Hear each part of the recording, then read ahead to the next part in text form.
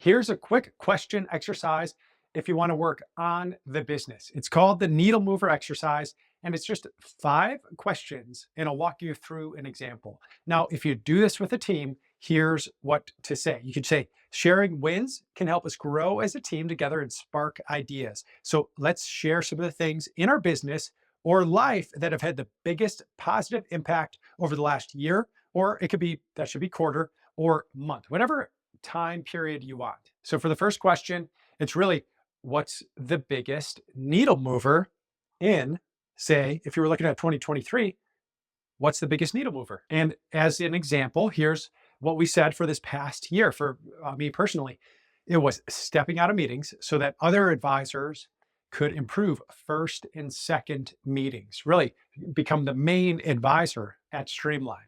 Then the second thing, the biggest needle mover, was recording our calls, our first and our second meeting calls, so that we could review them later. And the cool thing about that is that we can review them later and then we can watch and train ourselves and really just see what to improve, what was good, or what we should do better. And then since I stepped out of meetings, I could invest more time in marketing. And that really increased the number of quality prospects that were reaching out to Streamline. So as you think about it, it's really thinking back of what were the $1,000 per hour tasks, or maybe the $10,000 per hour tasks that you did, or also what were the $10 per hour tasks that you did.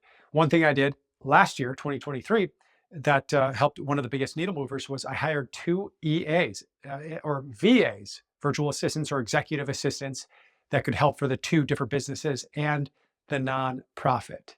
So the next question now is, after you do biggest needle movers, is what was the number 1 needle mover? So for us, what made the biggest impact on the business, out of the ones that I wrote, was recording the first and second meeting and then rewatching them with the team. And we saw just a big, big improvement in how advisors communicate after watching themselves. It could be hard to do. It's not easy, but it's really it's like the game tape, right? It's any team out there, they're watching themselves, they're seeing what their blind spots, or what they missed, or what they sound like, what the tonality is. It's really a big, big deal. I would recommend it. And then next it is, let me pull up the next question, which is, what are 3 positive impacts it made? So was it more clients, more revenue? Did it simplify things? Did it help with growth?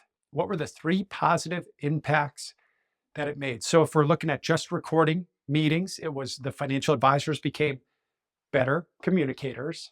And then our conversion rate went up from intro call to 1-page plan and then to client.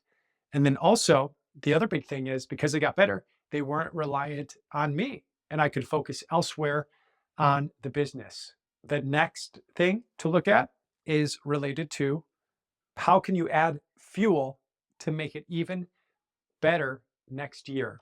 So what we did was we invested a little bit more money into our recording software to just make it easier. That was the one of the hangups, was the ease of recording. So make it easier and then make it more secure for storing the conversations. And the next question here is, what's the number 1 thing we could do for you and the business in the next 12 months? So the way we took this one was, because the marketing engine is working, we're getting a lot of people reaching out, and the sales engine is working, and people are becoming clients.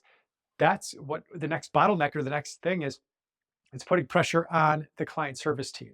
So the next focus is we're hiring a CSA, right? After we get a CSA plugged in, then we're going to hire another advisor and then continue to move. So this year-end needle mover was a big, big help, a great exercise when we were reviewing last year.